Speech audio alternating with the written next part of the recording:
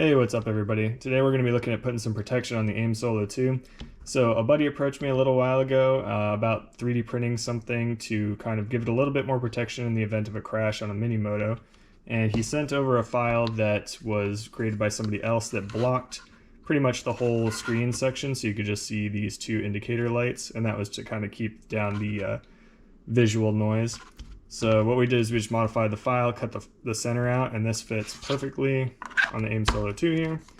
And then you can use a little M6 by 1 screw, and what that does is it retains the cover on top of the unit, and so it's nice and solid.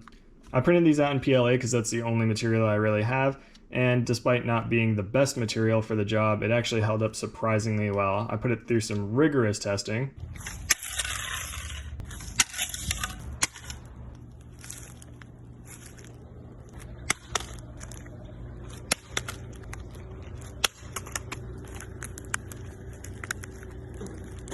And that was only at 20% infill. The ones that actually hit the track, I printed out at 100% infill, so they are solid.